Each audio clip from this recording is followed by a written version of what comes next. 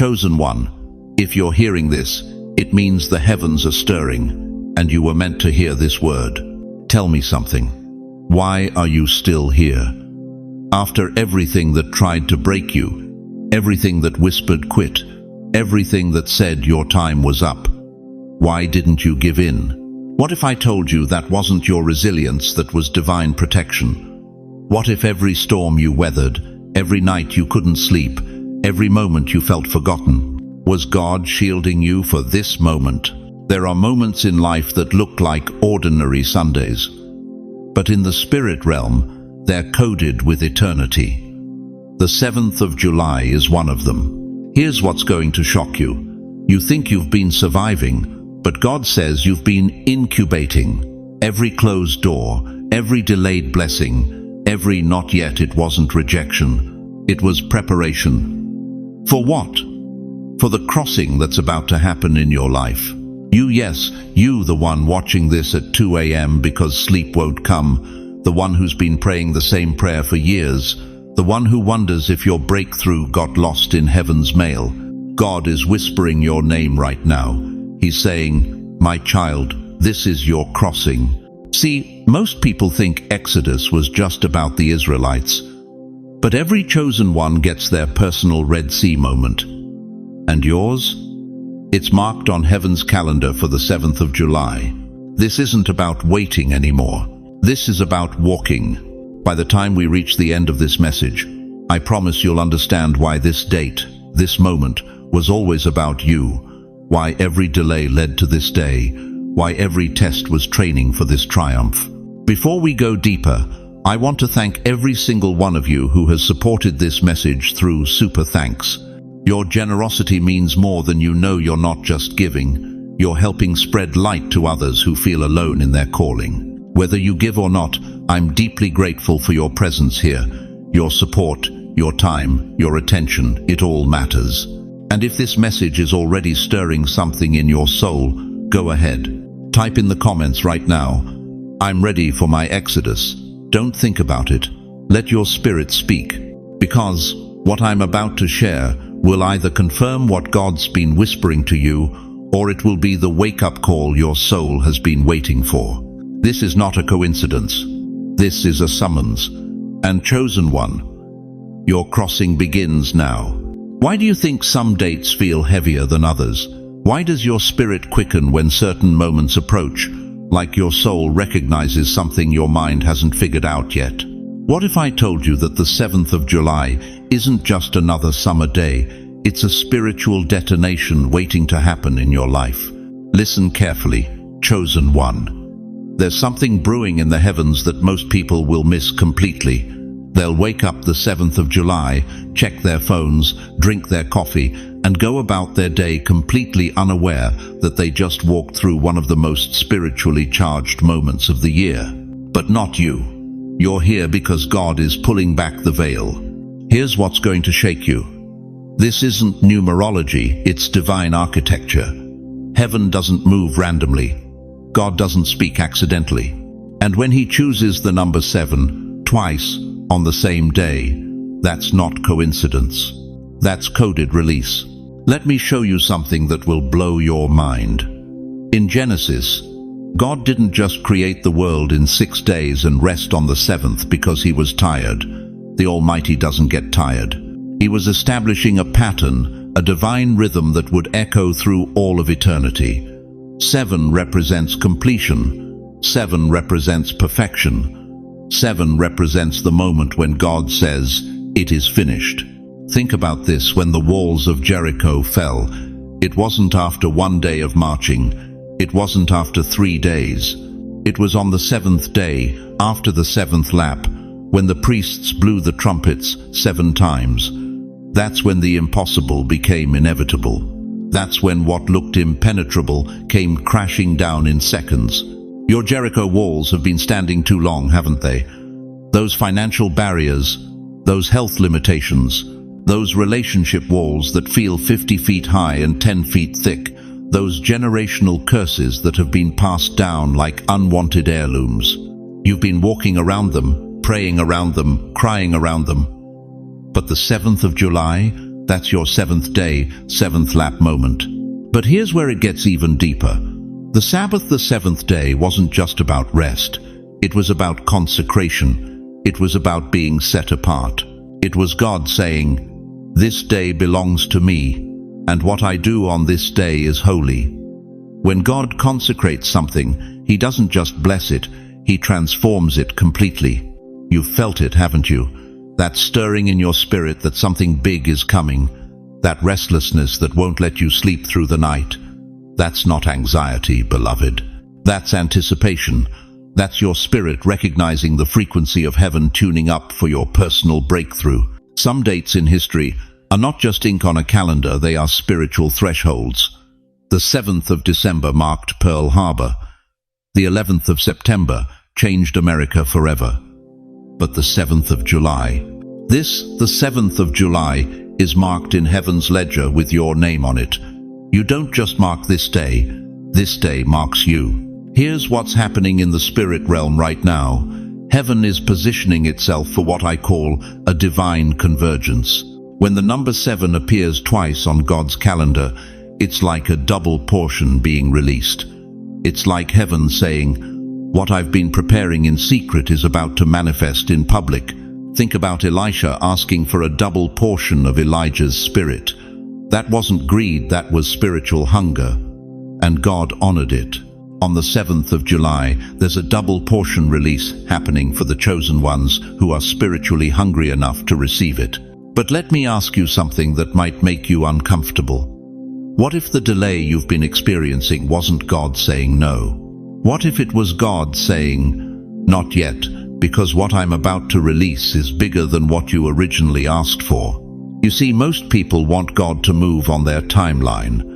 But God moves in seasons, in moments, in divine appointments that He orchestrates with precision that would make NASA jealous.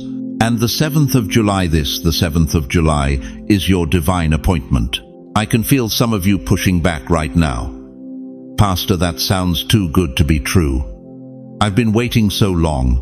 I've been disappointed so many times." But that's exactly why this moment is so powerful. God specializes in suddenly. He specializes in the impossible. He specializes in taking the person who's given up hope and shocking them with breakthrough. The number 7 appears 735 times in the Bible. That's not random. When God repeats something that many times, He's trying to get our attention. He's saying, "Pay attention to this pattern. Watch for this moment. Prepare for this release." Heaven moves in patterns, and this year, the 7 to 7 omen is carrying something heavy. Not heavy like a burden, heavy like a freight train loaded with breakthrough, heavy like a dam that's about to burst and flood your desert with living water. Your personal Red Sea is about to part. But here's the key: it won't part until you step up to the water's edge. Moses had to stretch out his hand. The Israelites had to put their feet in the Jordan River while it was still flowing. Your breakthrough is waiting for your act of faith. So let me ask you this. Are you ready to stop being a spectator in your own deliverance? Are you ready to stop watching other people walk into their miracles while you sit in the stands? Because the 7th of July isn't coming to entertain you, it's coming to transform you. But transformation always requires a choice, and that choice is about to be placed right in front of you. Have you felt more tired lately? Weighed down? Like something invisible is pressing down on your chest, making every breath feel like work. You wake up exhausted even after 8 hours of sleep. Your prayers feel heavier, your peace feels distant, and there's this gnawing anxiety that follows you around like a shadow you can't shake. Listen to me, chosen one. What you've been experiencing isn't random, it's not your imagination, and it's certainly not weakness. You've been under spiritual assault, because you're about to break through. See, the enemy has a playbook, and chapter 1 is always the same. Attack hardest right before the breakthrough. He knows something you're just now discovering. He knows that the 7th of July isn't just another date on your calendar. It's a prophetic appointment. And he's been throwing everything he's got at you because he's terrified of what you're about to become. Let me show you something that will shift your entire perspective. In Exodus 1:11, right before God's people were delivered, what happened? So they put slave masters over them to oppress them with forced labor. The pressure didn't decrease before freedom came. It intensified. Pharaoh didn't ease up, he doubled down. And that's exactly what's been happening in your life. Every sleepless night, every unexpected bill, every relationship that suddenly got complicated, every health scare that came out of nowhere that wasn't God abandoning you. That was the enemy panicking, because he knows your expiration date in Egypt is the 7th of July. You thought you were falling apart. But you weren't falling apart. You were molting, shedding old armor that was too small for where God is taking you. Because what's coming requires new skin, new faith, new courage, and old wineskins can't hold new wine. Think about it. Have you noticed how the attacks got more personal lately? How they hit exactly where you're most vulnerable? Your finances, your health, your family, your mind. That's not coincidence. That's strategy. The enemy always strikes where it hurts most when someone is about to step into their destiny. But here's what he doesn't want you to know. Every attack was actually confirmation that you're right on schedule. What if your pain wasn't punishment, but preparation? What if every tear you cried was watering the ground for your miracle? What if every night you couldn't sleep, God was keeping you awake because he was working in the heavenly realm on your behalf? You didn't almost die, chosen one. You almost broke through. And the reason the warfare intensified is because the enemy can see what you can't see yet. He can see the 7th of July marked on heaven's calendar with your name written in gold. He can see the Red Sea that's about to part. He can see the chains that are about to shatter. He can see the promotion, the healing, the restoration, the breakthrough that's already been signed, sealed, and delivered in the courts of heaven. So he threw everything at you, hoping you'd quit 3 yards from the goal line. But you didn't quit, did you? Even when it felt like the walls were closing in. Even when it felt like God went silent. Even when it felt like you were drowning. Something deep inside you said, "Not yet. Not now. Not when I've come this far." That wasn't your stubborn streak. That was the Spirit of God in you, refusing to let you settle for Egypt when Canaan was waiting. See, most people think spiritual warfare means fighting demons, but sometimes spiritual warfare means enduring the pressure long enough to see the promise. Sometimes it means holding on when everything in you wants to let go. Sometimes it means believing God's timing when your timing ran out months ago. The Israelites didn't fight their way out of Egypt. They outlasted Pharaoh's resistance until God said, "Enough." And that's exactly what you've been doing. You've been outlasting the storm because you know the sun is coming. But here's the part that's going to blow your mind. Every day you endured was depositing something in your spiritual account. Every tear was an investment. Every prayer that felt like it bounced off the ceiling was actually being stored up in heaven's vault. And on the 7th of July, heaven is about to make a withdrawal on your behalf that's going to shock you. Your midnight seasons weren't wasted, they were weighted. God was adding substance to your faith, depth to your character, and authority to your testimony. Because when you walk out of this Egypt, you're not just going to be free. You're going to be a deliverer for someone else who's still trapped. And that's why the enemy fought so hard. He wasn't just trying to stop your breakthrough. He was trying to stop the breakthrough that's going to come through you for others. You survived what you survived because someone needs to see that survival is possible. You overcame what you overcame because someone needs to see that overcoming is possible. You're about to be delivered because someone needs to see that deliverance is still available in 2024. The warfare intensified because your calling intensified. The pressure increased because your purpose expanded. The attack got more vicious because your assignment got more valuable. And chosen one, if the enemy fought this hard to keep you in Egypt, imagine how glorious your promised land must be. But here's the question that's going to determine everything. Now that you know why the warfare came, are you ready to walk into what the warfare was protecting? Listen to me carefully, chosen one. When most people hear the word Exodus, they think about Sunday school stories, cute little flannel boards with Moses and his staff, but I'm here to shatter that illusion right now. Exodus isn't a bedtime story from ancient history. It's a living, breathing prophecy that's about to manifest in your life on the 7th of July. Let me ask you something that's going to cut deep. What Egypt are you living in right now? And don't you dare tell me you don't know what I'm talking about, because every single person watching this knows exactly what their Egypt is. It's that thing you've learned to live with, that situation you've made peace with, that compromise you've convinced yourself is just reality. See, Egypt wasn't just geographical bondage for the Israelites, it was psychological slavery.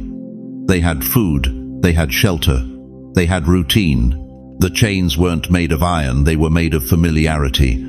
And that's the most dangerous prison of all, because you don't even realize you're trapped. Right now, some of you are still working jobs you were anointed to leave 5 years ago. You wake up every Monday morning feeling your soul die a little more, but you tell yourself, at least it's stable. Some of you are in relationships that drain every ounce of divine energy from your spirit, but you stay because it's better than being alone. Some of you are carrying grudges so heavy they've bent your back, but you won't let them go because they hurt me first. That's your Egypt, beloved. That's your bondage. And it's not just hurting you, it's blocking your destiny. Exodus 3-7 says, "The Lord said, I have indeed seen the misery of my people in Egypt. I have heard them crying out because of their slave drivers, and I am concerned about their suffering." God didn't just see their physical chains. He saw their broken spirits. He heard their midnight tears. He felt their silent screams. And right now, He's saying the same thing about you. He sees you scrolling through your phone at 3 a.m., wondering if this is all there is. He hears you praying in your car before you walk into that toxic workplace. He feels your heart breaking every time you look in the mirror and wonder where the person you used to be went. But here's what's about to rock your world. Exodus doesn't just mean leaving, it means confronting. Before the Israelites could walk out, they had to watch God dismantle every system that kept them bound. The plagues weren't just random acts of divine anger, they were surgical strikes against the powers that convinced God's people they were powerless. And on the 7th of July, God is about to start dismantling the systems in your life that have kept you stuck. That boss who's been undermining you, that family member who keeps speaking death over your dreams, that financial situation that's had you trapped, those systems are about to face the power of Almighty God. But let me tell you the part that's going to change everything. When the Israelites finally reached the Red Sea, they faced their moment of ultimate decision. Behind them was everything familiar, even if it was painful. Ahead of them was a wall of water that defied logic, and God said, "Walk." Moses didn't part the sea first and then tell them to follow. Exodus 14:16 says, "Raise your staff and stretch out your hand over the sea to divide it so that the Israelites can go through the sea on dry ground." The action came before the miracle. The step came before the path. Some of you have been waiting for God to move the mountain before you start walking. But God is saying, take the step. I'll move the mountain while you're moving. The 7th of July is your Red Sea moment, chosen one. It's the day you stop explaining why you can't and start walking toward what God says you can. It's the day you stop asking for permission from people who never had the authority to limit you in the first place. And here's the part that's going to give you chills. When the Israelites walked through that sea, it wasn't just the water that parted, their identity did too. They entered the water as slaves. They walked out as sons and daughters of the Most High God. The same people who had been mixing clay for Pharaoh's bricks were now walking on dry ground through walls of water, watching the God of the universe rearrange reality for their freedom. But the Egyptians, when they tried to follow, the sea crashed down on them, because some things that can follow you into your breakthrough and some things cannot. Your fear cannot make it to the other side. Your doubt cannot survive the crossing. Your old identity cannot enter your promised land. So here's my question for you. Are you ready to let that old version of yourself drown in the Red Sea? Are you ready to walk through the water as one person and come out as someone completely new? Because the 7th of July isn't just about leaving something behind. It's about becoming who you were always meant to be. It's about stepping into an identity so powerful, so anointed, so aligned with heaven's purpose that your former life becomes unrecognizable. The water is already starting to part, beloved. The question isn't whether God is ready to move. The question is, are you ready to walk? Now listen carefully, chosen one. We're not just talking theory here. We're not playing spiritual games. The 7th of July is coming whether you're ready or not.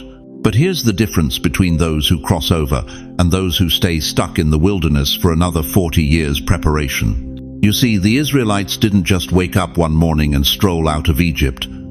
God gave them specific instructions, and right now, He's giving you specific instructions for your crossing. Miss these, and you'll watch your Red Sea moment pass you by like a train you were meant to catch. I need you to understand something that most believers never grasp. Exodus wasn't just about physical freedom, it was about mental liberation. The Israelites had been slaves for 430 years. That's not just chains on their wrists, that's chains in their minds.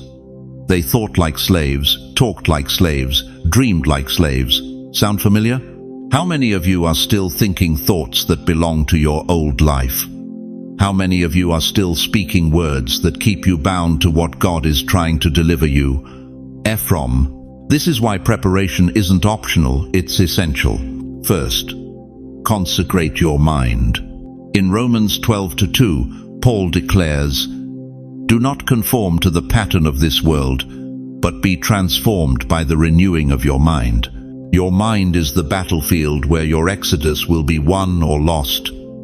Right now, how many hours a day are you feeding your spirit versus feeding your fear? How much time are you spending in God's presence compared to the world's chaos? Here's what I need you to do starting today. Fast from the noise. I'm talking about a digital exodus. Shut off the news that's programming you for panic.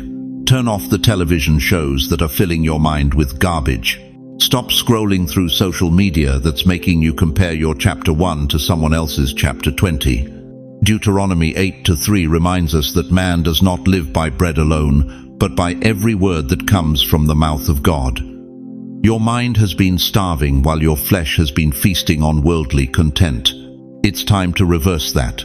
For the next 7 days leading up to the 7th of July, I want you to spend the first hour of your morning and the last hour of your evening in pure consecration.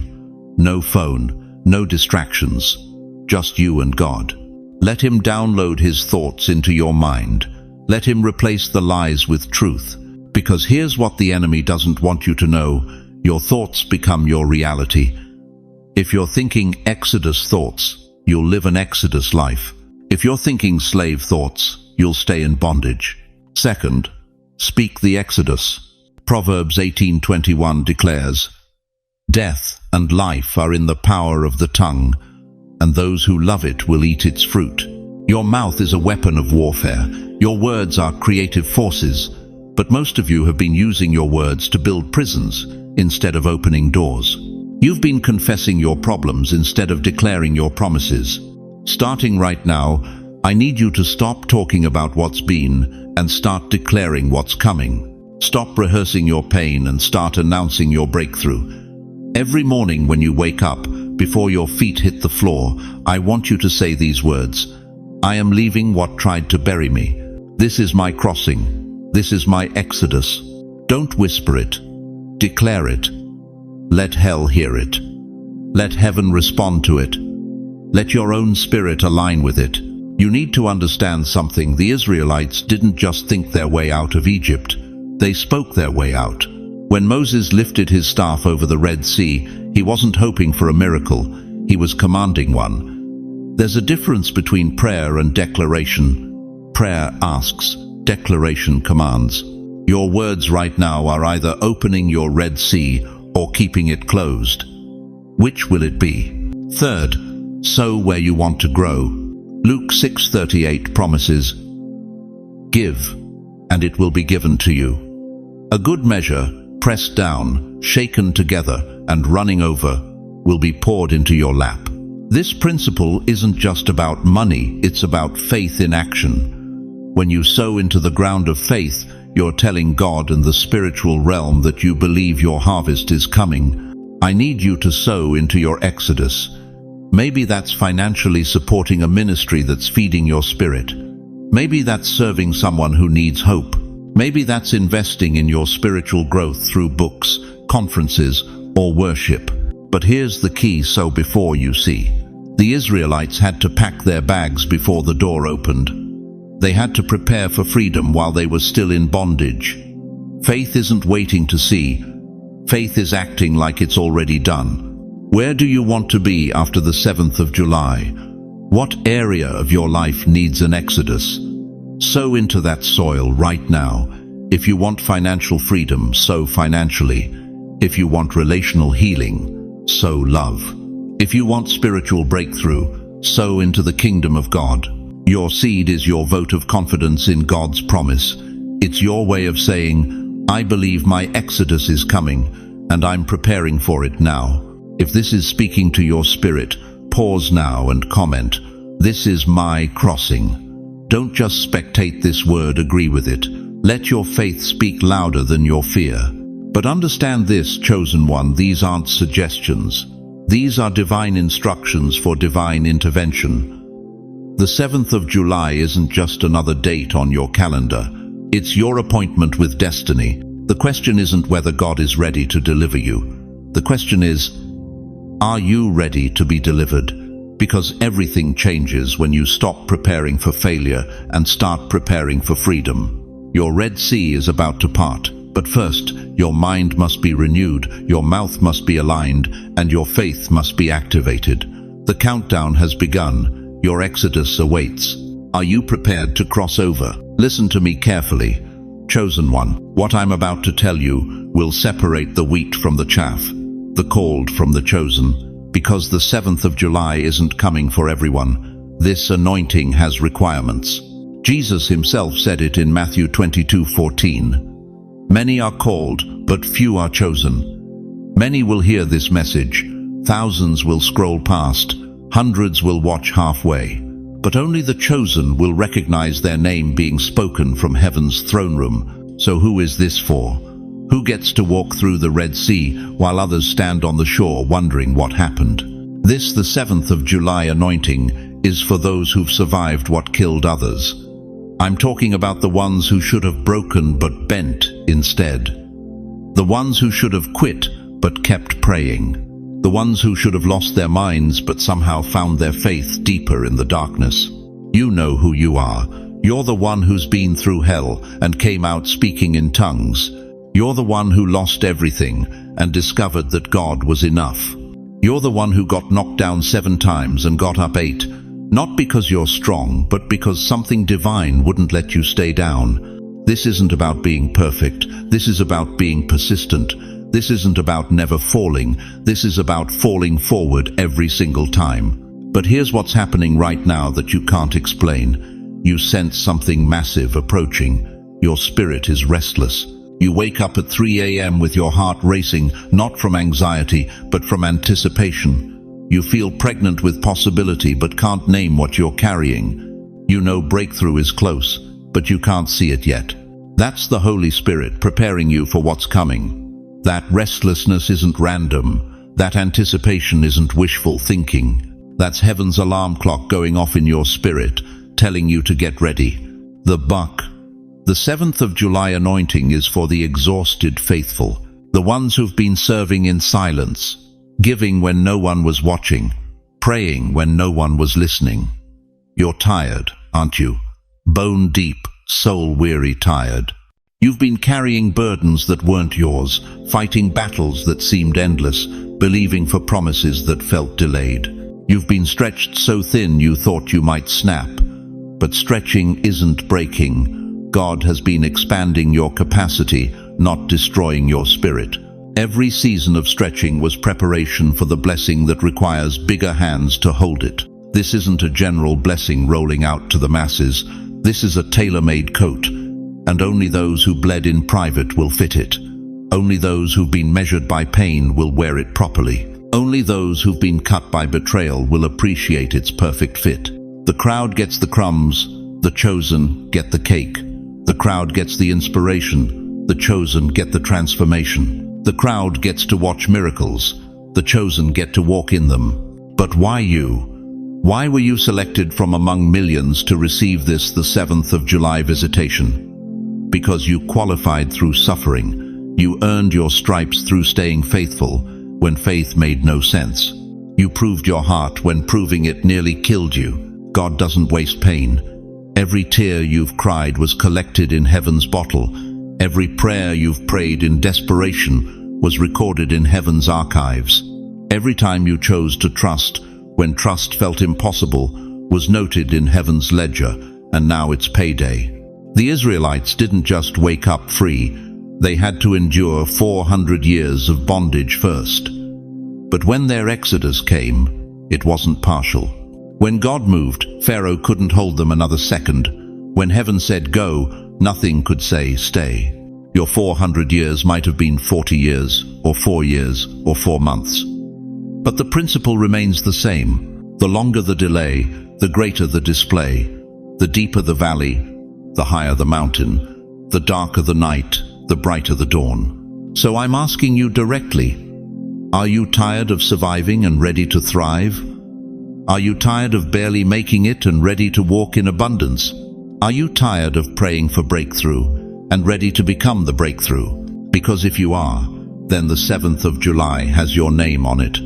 This anointing is searching for you specifically, not because you're perfect, but because you're persistent. Not because you never fell, but because you always got back up.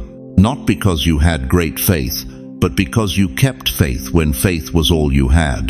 The question isn't whether you deserve this. The question is whether you're ready for this. Because what's coming will change everything. What's coming will require the new you, not the old you. What's coming will demand that you walk in authority you've never carried before. In 3 minutes, I'm going to pray a prophetic covering over you that will seal this, the 7th of July anointing on your life. But first, you need to understand the weight of what you're about to receive. Because this isn't just a blessing, this is a commission. This isn't just favor, this is responsibility. Are you ready to step into the version of yourself that God saw before you were born? Are you ready to carry the mantle that's been waiting in heaven's wardrobe for decades? Are you ready to walk through doors that will never close again? Because, chosen one, your personal exodus isn't just about leaving Egypt, it's about entering your inheritance. And that inheritance comes with instructions you've never heard before. Now listen carefully, chosen one, because what I'm about to reveal will either fill you with holy anticipation or shake you to your core. The 7th of July isn't your destination, it's your launching pad. It's not where your story ends, it's where your real story begins. Picture this, you know those moving walkways at the airport. You step on, and suddenly you're gliding at twice the speed with half the effort. That's what the 7th of July does to your timeline. What took years to build in your life will start manifesting in months. What seemed impossible last year will become inevitable this fall. But here's the part that's going to shock you. This acceleration isn't just about you. When God moves you into your personal exodus, He creates what I call the ripple effect. Your breakthrough becomes a catalyst. Your freedom becomes a key that unlocks doors for others. Your victory becomes evidence that God is still in the miracle business. Think about it. When the Israelites crossed the Red Sea, word spread like wildfire. Nations trembled, kings couldn't sleep. Why? Because when God shows up for His chosen ones, the whole world takes notice. In Joshua 2-9-11, Rahab tells the spies, "I know that the Lord has given you this land, and that a great fear of you has fallen on us, so that all who live in this country are melting in fear because of you." Your personal exodus is going to have that same effect. Your family is going to see it. Your co-workers are going to feel it. Your community is going to witness it. And some of them, the ones who mocked your faith, who said you were too old to dream, who counted you out, they're going to come asking, what happened to you? But here's what's going to blow your mind. This ripple effect doesn't just move outward. It moves forward through time. The breakthrough you receive on the 7th of July is going to compound, like interest in a savings account, but spiritual. Every month after your crossing, the blessings multiply. Every season gets richer. Every year gets more abundant. Daniel 2:44 declares, "In the time of those kings, the God of heaven will set up a kingdom that will never be destroyed, nor will it be left to another people. It will crush all those kingdoms and bring them to an end, but it will itself endure forever." That kingdom life, it starts with your personal exodus. It begins when you step out of Egypt and into the realm where God's promises have no expiration date. Now here's where this gets serious, and I need you to feel the weight of what I'm saying. This, the 7th of July moment, it's not going to wait for you. Heaven has scheduled this divine appointment, but you have to show up. You have to choose to cross over. Because if you don't take this step now, if you let fear talk you out of it, if you convince yourself you're not ready, you'll delay what heaven's trying to deliver. And here's the brutal truth. God's timing doesn't revolve around your comfort zone. When he says now, he means now. When the Israelites hesitated at the edge of the promised land, what happened? They wandered for 40 more years. An entire generation missed their moment because they let fear override faith. Don't let that be your story. Don't spend the next decade wondering what if when you could be living in "thank God I did." Because here's what happens when you miss divine timing. The opportunity doesn't just disappear, it shifts to someone else who's ready to receive it. But when you step into the 7th of July moment, when you cross that Red Sea in your life, everything accelerates. Your health starts improving faster than doctors expect. Your finances start flowing in ways that make no natural sense. Your relationships start healing quicker than therapy predicted. Your purpose starts manifesting with supernatural speed. Ecclesiastes 3:1 reminds us, "To everything there is a season, and a time to every purpose under heaven." This is your season. This is your time. And the ripple effect that starts with your personal exodus is going to impact generations you'll never meet. Your children's children are going to benefit from the choice you make on the 7th of July. The courage you show, the faith you demonstrate, the breakthrough you receive, it's going to break generational curses and establish generational blessings. So tell me, chosen one, are you ready to step into the ripple effect that changes everything? Because what's waiting on the other side of the 7th of July isn't just freedom for you. It's a legacy that echoes through eternity. Now listen carefully, because what I'm about to say will either set you free or make you turn away. And honestly, if you turn away, that tells you everything you need to know about what's holding you captive. Daughter of Zion, Son of the Most High, warrior of the midnight hour, hidden one who's been in the wilderness too long. Yes, you. The one who's been carrying burdens that were never yours to bear.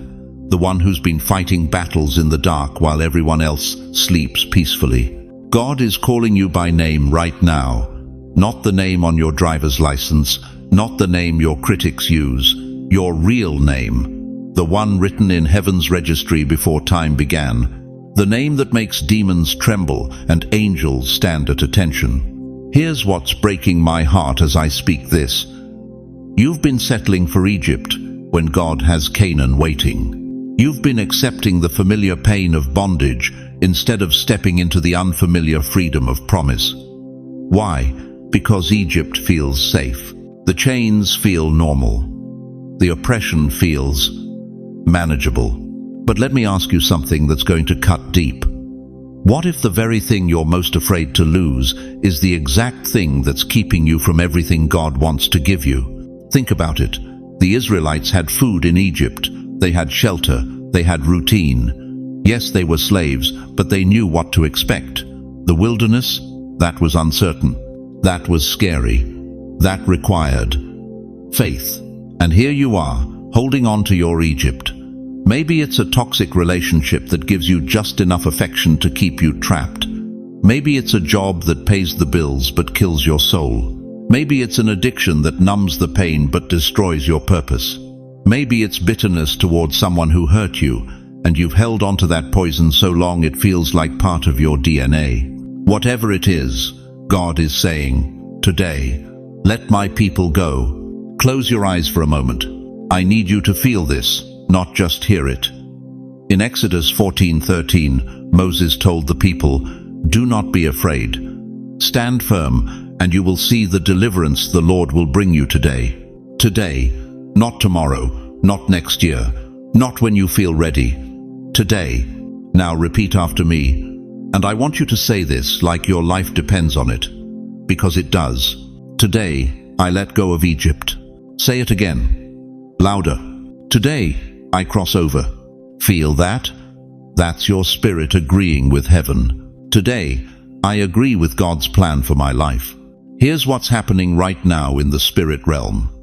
The Red Sea is already parting. The path is already cleared. The pillar of fire is already moving. The only question is, will you step forward, or will you let fear keep you on the wrong side of your miracle? But I need to tell you something that might shock you. The thing you're most terrified to leave behind, that's not protecting you. It's preventing you. It's not your security blanket. It's your spiritual straitjacket. Listen to what Jesus said in Luke 9:23. "Whoever wants to be my disciple must deny themselves and take up their cross daily and follow me." Daily.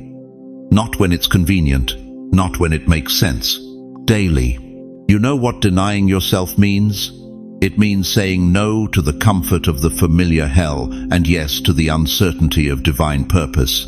It means admitting that what you've been clinging to has actually been clinging to you. So here's the moment. This is it. No more rehearsals. No more when I'm ready. What's the one thing you're terrified to leave behind? Don't you dare lie to yourself right now. You know exactly what it is. That relationship, that habit, that mindset, that grudge, that fear, that excuse. What is it? Now hear this prophetic word over your life. That thing you just thought of, that's the one thing God's parting the sea to free you from. That's your Pharaoh, that's your Egypt. And God is saying, enough. In Isaiah 43:16-19, God declares, "I am making a way in the wilderness and streams in the wasteland. Forget the former things, do not dwell on the past. See, I am doing a new thing. Now it springs up. Do you not perceive it? Do you perceive it? Can you feel the shift happening? The ground is trembling. The waters are moving. The atmosphere is charged with supernatural possibility. This is your Red Sea moment. This is your personal exodus. The 7th of July isn't just another date on the calendar. It's your divine appointment with destiny. It's the day heaven has marked for your crossing. But here's what you need to understand. God won't force you through. He'll part the sea, but you have to take the step. He'll make the way, but you have to walk it. He'll fight your battles, but you have to show up for the war. Right now, as you sit there, something is shifting. You can feel it, can't you? That's not anxiety. That's anticipation. That's your spirit, recognizing the sound of breakthrough approaching. The question isn't whether God is ready to deliver you. He's been ready. The question is, are you ready to be delivered? Are you ready to walk away from the familiar and step into the supernatural? Because once you cross over, there's no going back. Once you taste freedom, slavery will never satisfy you again. Once you experience God's provision in the wilderness, Egypt's limitations will suffocate you. This is the moment. This is your crossing. And the Red Sea is waiting. You thought the 7th of July was the end. Number it was the door. What's on the other side is the real battle. Listen to me carefully, chosen one. You didn't walk through a blessing. You walked into a battlefield disguised as promise. And if you're sitting there thinking, but I felt so free, so delivered, so complete, that's exactly what the enemy wants you to believe. That crossing over means the fight is finished. Here's the brutal truth they don't tell you in Sunday school. Crossing the Red Sea didn't mean the giants were gone. It meant it was time to confront what chased them even in freedom. Look at Exodus 14:30. That day the Lord saved Israel from the hands of the Egyptians, and Israel saw the Egyptians lying dead on the shore. Dead Egyptians. Sounds like victory, right? But flip the page. Exodus 15:22 says, Then Moses led Israel from the Red Sea, and they went into the desert of Shur. For 3 days they traveled in the wilderness without finding water. 3 days. From miracle to misery in 72 hours. From dancing on the shore to dying of thirst. This is what nobody prepared you for. The wilderness after the victory. You see, most people think deliverance is a destination. But God knows deliverance is a doorway into the real test. Because here's what happens when you cross over. Everything that was hidden in Egypt gets exposed in the wilderness. Every weakness you thought you left behind, every fear you assumed was drowned, every doubt you believed was buried, they all come crawling out of the sand. Why? Because freedom without character is just chaos with a better view. God didn't bring you out of Egypt to make you comfortable. He brought you out to make you powerful. And power is forged in pressure. Think about your own, the 7th of July moment. What happened after the breakthrough? Did the phone suddenly start ringing with opportunities? Did relationships miraculously heal overnight? Did the bank account explode with abundance? Or did it feel like silence? Like God had gone on vacation, right when you needed him most. That silence isn't abandonment. That's preparation. God is about to show you what you're really made of. Here's the question that's going to shake you. What if your greatest victory isn't behind you, it's in front of you? What if the 7th of July wasn't your graduation, it was your enrollment into spiritual warfare boot camp? Because here's what the Israelites discovered, and what you're about to learn. The promised land isn't empty real estate waiting for you to move in. It's occupied territory that requires you to fight for every square inch.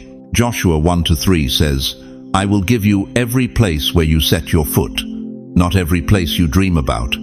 Not every place you pray about. Every place you set your foot. That means movement. That means confrontation. That means war. You want to know why most people never make it to their promise? Because they think crossing the Red Sea was the finish line, when it was actually the starting gun. They celebrate the Exodus and then sit down in the sand, wondering why nothing else happens. But you're different. You're here because something in your spirit knows there's more.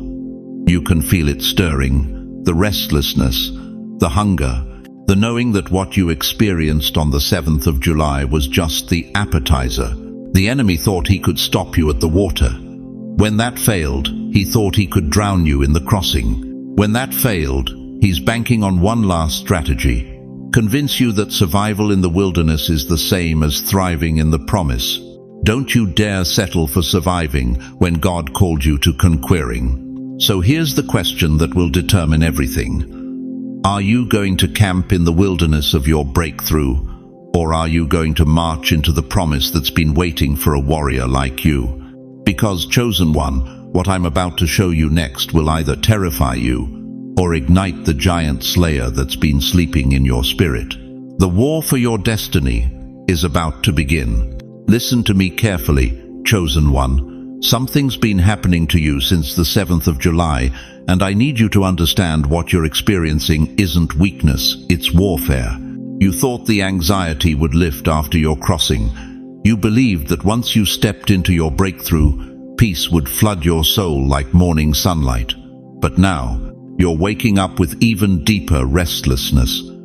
Your mind races at 3 a.m. Your heart pounds without reason. You're questioning everything, your decisions, your faith, even this very message. Why? Let me tell you what's really happening in the spirit realm, while you've been wondering if you're losing your mind. After Israel left Egypt, Pharaoh changed his mind and chased them with his entire army. Exodus 14:5, 600 chosen chariots, the best warriors Egypt had. Why? Because freedom threatens darkness. Because now you're a danger. Here's the truth that's going to shake you. The enemy doesn't chase the lost, he chases the awakened. Think about it. When you were stuck, when you were comfortable in your Egypt, when you accepted limitation as normal, where was the spiritual warfare? Where were the sleepless nights? Where was the overwhelming anxiety? They weren't there because you weren't a threat. You were contained, controlled, comfortable, in captivity. But the very moment you stepped across your Red Sea, everything changed. The enemy's entire strategy shifted from containment to pursuit, from keeping you asleep to exhausting you awake, from whispering, "You're not chosen," to screaming, "You've gone too far." This is why your breakthrough feels like breakdown. This is why your victory feels like vulnerability. This is why the closer you get to your promised land, the louder the voices get telling you to turn around. But here's what Pharaoh didn't understand, and what the enemy attacking you right now doesn't understand. In Exodus 14:13, Moses told the people, "Do not be afraid. Stand firm, and you will see the deliverance the Lord will bring you today." Stand firm, not stand still, not stand down. Stand firm. You see, the enemy's greatest weapon isn't your past, it's your present doubt. He can't drag you back to Egypt, so he's trying to convince you that the wilderness is your final destination. He's whispering, "Maybe you misheard God. Maybe the 7th of July was just another date. Maybe you're not really chosen." But listen to me, if you weren't chosen, why is hell so concerned about your next move? The intensity of the attack is proportional to the magnitude of your calling. The deeper the warfare, the greater the breakthrough waiting on the other side. You think this is punishment?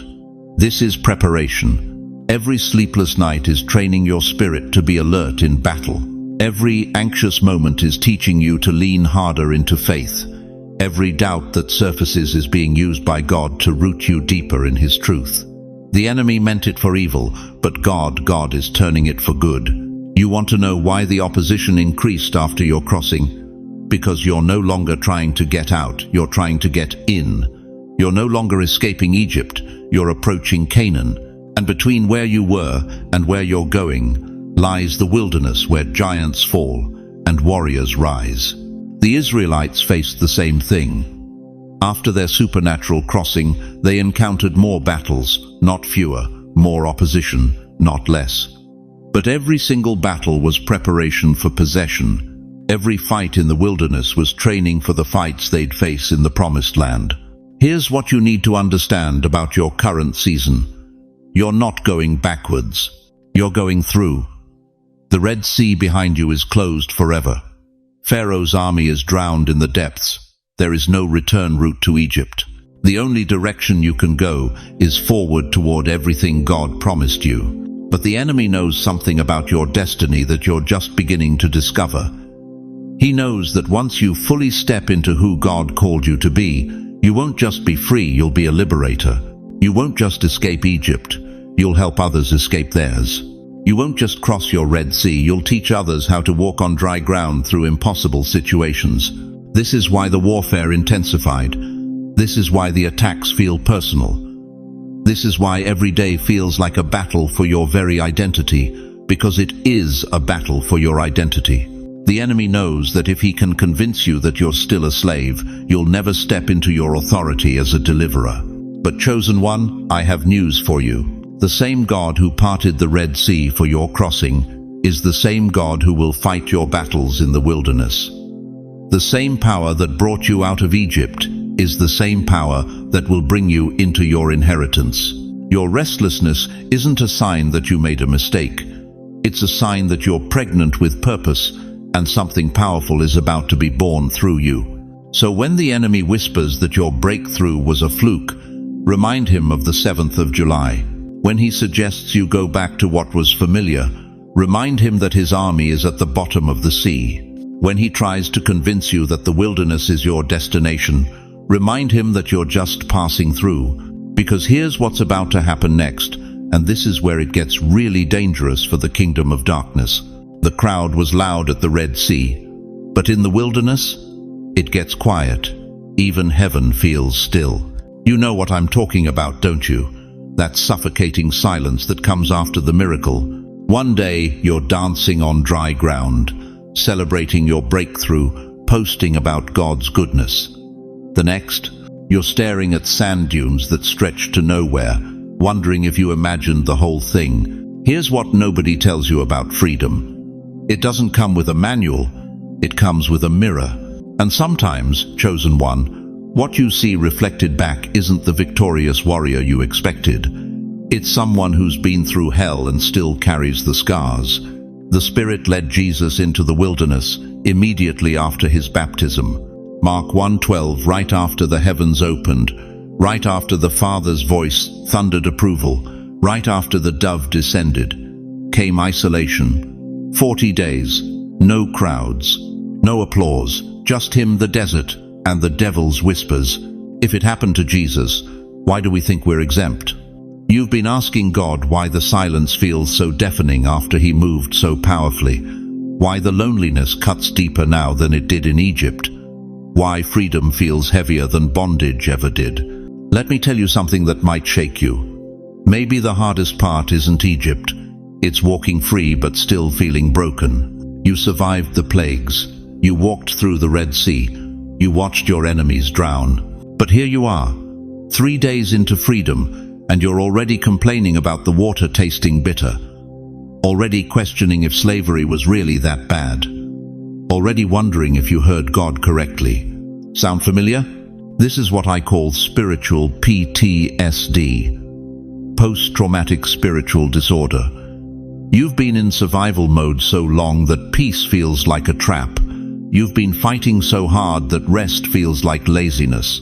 You've been broken so deeply that wholeness feels like a foreign language. But here's the truth that's going to revolutionize your understanding. The wilderness isn't punishment. It's the forge. God isn't ignoring you, he's reforging you. See, Egypt produced slaves, but the promised land needs kings and queens, and you can't transform a slave mentality into royal authority overnight. That kind of metamorphosis requires fire. It requires pressure. It requires the wilderness. In Egypt, your identity was simple. You were property. But in freedom, now you have to decide who you are when nobody's telling you what to do. You have to learn to hear God's voice when it's not competing with taskmaster's whips. You have to discover your own strength when you're not just reacting to oppression. That's terrifying, isn't it? For 40 years, God walked an entire generation through sand and silence. Not because he was lost, not because he forgot the address to Canaan, but because it takes time to kill the Egypt in you. It takes time to build the faith muscles you'll need for the battles ahead. Here's what's happening in your wilderness right now. God is downloading new software into your spiritual operating system. He's deleting the victim files, uninstalling the scarcity programs, removing the trauma applications that kept you functional in bondage but will destroy you in freedom. And just like any major system update, sometimes you have to restart. Sometimes the screen goes black. Sometimes nothing seems to work the way it used to. But you're not broken, chosen one. You're being upgraded. The silence you're experiencing isn't God's absence, it's God's intensity. He's working so deeply in your spirit that he can't afford distractions. He's performing surgery on your soul, and surgery requires focus. It requires stillness. It requires trust in the surgeon's hands, even when you can't see what he's doing. Deuteronomy 8:2 says, "Remember how the Lord your God led you all the way in the wilderness these 40 years, to humble and test you, in order to know what was in your heart." The wilderness reveals what's really inside you. It strips away the masks, the religious performances, the people-pleasing personas. It burns off everything that isn't authentically you until only the real remains. And sometimes, chosen one, the real is raw. The real is wounded. The real is afraid.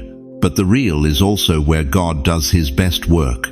You think you're wandering aimlessly, but God is leading you strategically. Every sunrise in the wilderness is deliberate. Every mile of sand serves a purpose.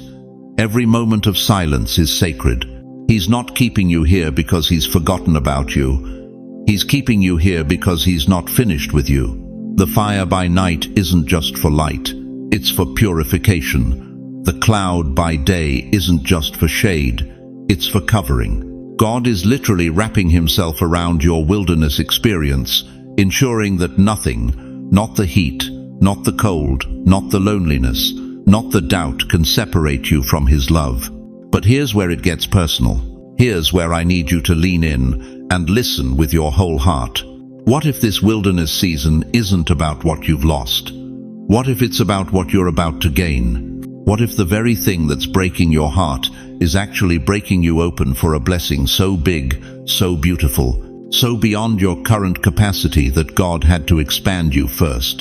The question that's going to determine your destiny isn't, when will this end? It's, who am I becoming? Because the 7th of July isn't just marking the end of your wilderness, it's marking the birth of who you really are. Listen to me very carefully, chosen one. Right now, as we speak, there's a whisper trying to creep into your mind. It's subtle, it's seductive, and it's absolutely deadly. The whisper sounds like this. Maybe it wasn't so bad back there. At least I knew what to expect. At least I had security.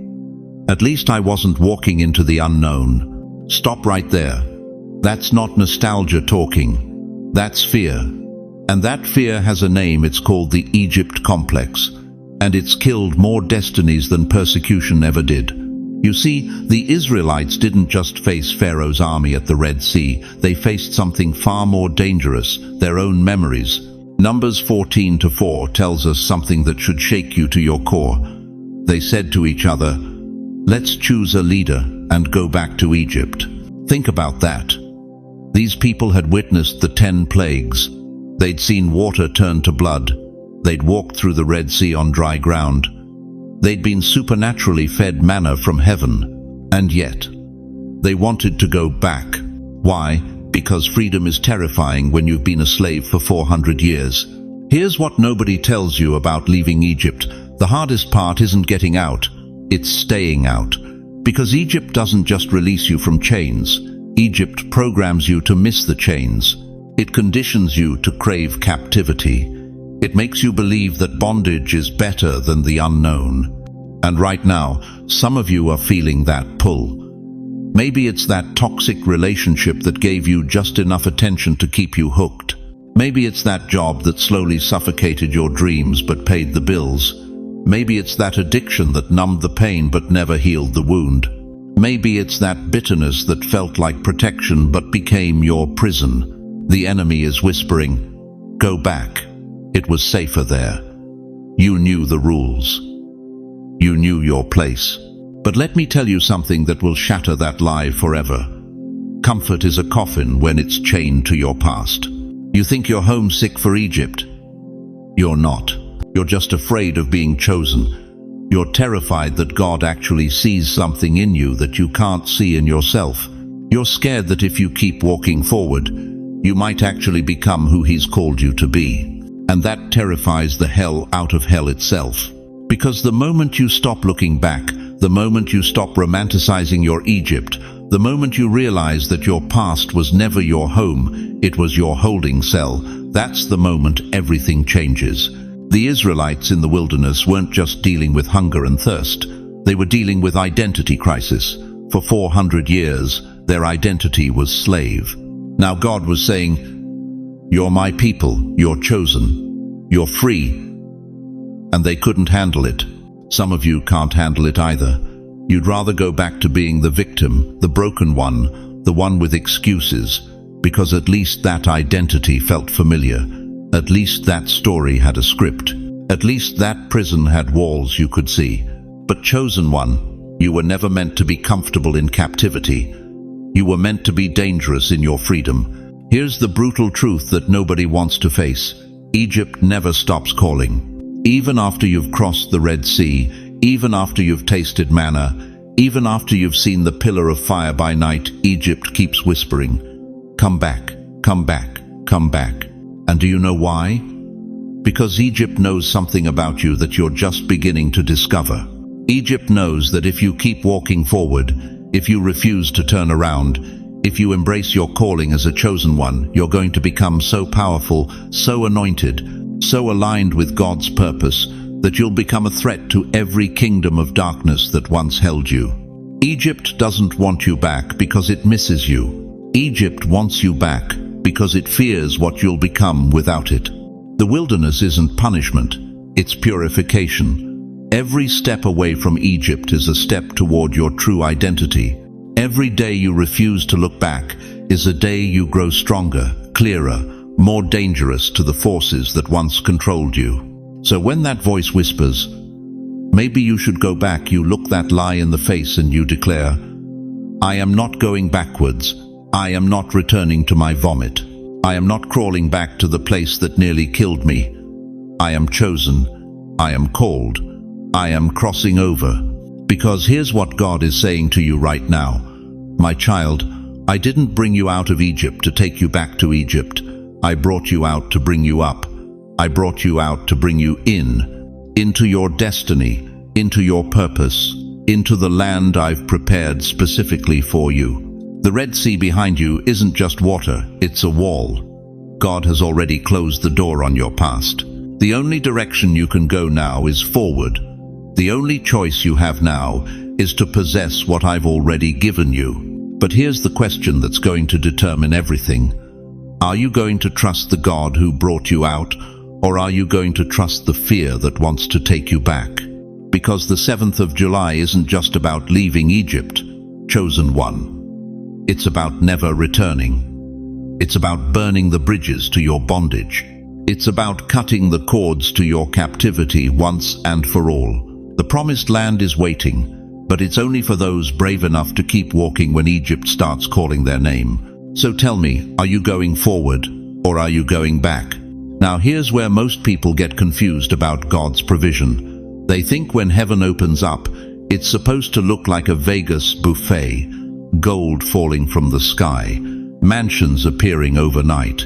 But let me tell you what really happened in that wilderness, because this is exactly what's about to happen in your life starting the 7th of July. When the Israelites woke up that first morning after crossing the Red Sea, they weren't greeted with banquet tables. They found something strange on the ground. Exodus 16:15 says, when the Israelites saw it, they said to each other, what is it? For they did not know what it was. The Hebrew word manna literally means, what is it? Think about that. God's provision came in a form they couldn't recognize. It wasn't what they expected. It wasn't what they ordered. And here's the kicker. It was just enough for one day. Heaven didn't give them a feast. It gave them daily survival. Not luxury, but enough. Why would God do that? Why would the creator of the universe, who owns cattle on 1,000 hills, give his chosen people mystery bread that expired every 24 hours? Because, chosen one, you're not being starved. You're being recalibrated. See, in Egypt, they knew where their next meal was coming from. It was slavery food, but it was predictable. Now God was teaching them something revolutionary. Stop looking to Pharaoh's table. Start looking up. But here's what'll blow your mind. That same chapter tells us the manna stopped falling the day they entered the promised land. 40 years of daily provision, then, boom, it was over. Not because God got tired of providing, but because they had graduated to a different level of trust. And that cloud by day, that fire by night. Exodus 13:21 says, by day the Lord went ahead of them in a pillar of cloud to guide their way, and by night in a pillar of fire to give them light. This wasn't just weather. This was divine GPS before satellites existed. This was heavenly Wi-Fi before the internet.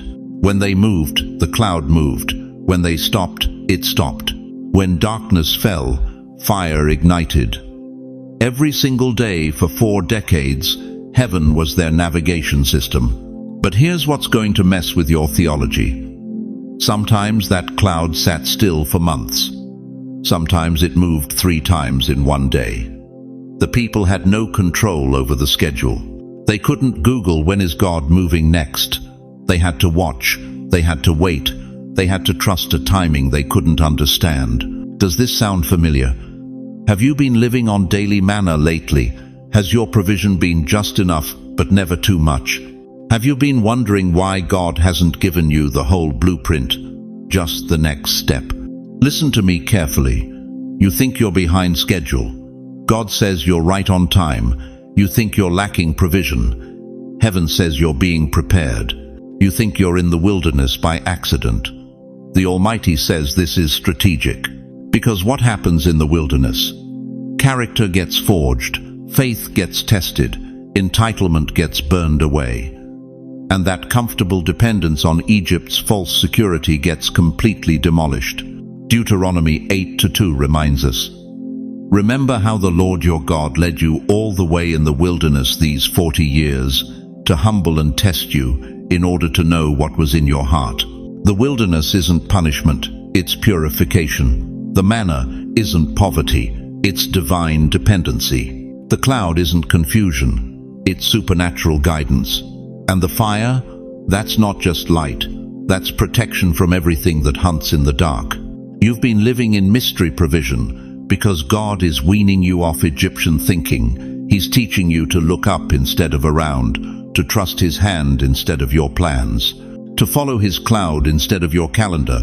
And on the 7th of July, something is about to shift. The manna phase is ending, the cloud is getting ready to move, and the fire that's been protecting you in this season is about to ignite the path to your promised land. But here's the question that'll determine everything.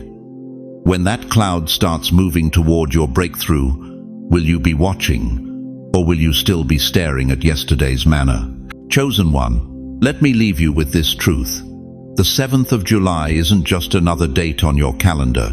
It's heaven's appointment with your destiny. Everything we've talked about today, the chains breaking, the Red Sea parting, the wilderness provision, the promised land waiting, this isn't ancient history. This is your present reality. Remember this: your delays weren't denials. Your wilderness wasn't abandonment. Your manna seasons weren't punishment. They were preparation. Every closed door was God protecting you from settling for less than His best. Every not yet was heaven saying, "Not until you're ready for what I've really prepared." And here's what I need you to understand. With every fiber of your being, you are not walking this journey alone. The same God who led Israel with a cloud by day and fire by night is the same God walking with you right now. He hasn't changed His method. He hasn't forgotten your address. He hasn't lost your file. There's a community of believers watching this message who understand your struggle, who've walked through their own wilderness, who know what it feels like to survive on daily manna. You're not isolated in your calling. You're connected to a family of chosen ones who are praying for your breakthrough, even as you listen to these words. But I have to ask you this question, and I want you to really think about it. What if your entire life has been leading to this moment? What if every battle you've fought, every mountain you've climbed, every valley you've walked through was preparing you for the crossing that's about to happen? What if the 7th of July is the day your story shifts from survival to victory? Let me pray over you right now, and I want you to receive this prayer as if I'm standing right there with you, my hand on your shoulder, speaking these words directly into your spirit. Heavenly Father, I come before you right now on behalf of every chosen one listening to this message. Lord, you see them, you know their names. You know their struggles, their midnight tears, their questions that keep them awake at night. You know the battles they've fought in silence and the dreams they've almost given up on. Father, I pray that you would break every chain that has held them back, shatter every lie that says they're too old, too late, too broken, too forgotten. Release them from the Egypt of limitation and fear. Part the Red Sea of impossibility that stands between them and their promise. Lord, as the 7th of July approaches, I pray you would prepare their hearts for the crossing you've ordained. Give them the faith of Moses to step toward the water. Give them the courage of Joshua to take the land. Give them the persistence of Caleb to possess what you've promised. Provide for them in their wilderness, Father. Let your manna fall fresh every morning. Let your cloud guide them by day and your fire protect them by night. Show them that you are Jehovah Jireh, the God who provides exactly what they need, exactly when they need it. Father, I pray for divine connections, supernatural opportunities, and breakthrough moments that only you can orchestrate. Open doors that no man can shut. Bring the right people at the right time. Release the resources, the health, the relationships, the clarity they need to walk into their destiny. And Lord, even in this moment, would you touch their hearts with your peace? Let them feel your presence. Let them know they are seen, known, loved, and chosen. In Jesus' mighty name, Amen. If this message has touched your heart, don't keep it to yourself. Share it with someone who needs to hear that their exodus is coming. Leave a comment below and tell us what God is speaking to you about the 7th of July. Ask your questions. This community is here to pray with you and encourage you. If you want to stay connected to messages like this that will strengthen your faith and remind you of your calling, hit that subscribe button and ring the notification bell. We're building a family of chosen ones who refuse to give up on God's promises. Thank you for staying with me through this entire message. Your presence here tells me your spirit is stirring, your faith is rising, and your exodus is closer than you think. Remember, chosen one, you're not behind schedule, you're not forgotten, you're not alone. The 7th of July is coming, and so is your freedom. Until we meet again, keep walking, keep believing, keep watching for the cloud to move. Your promised land is waiting.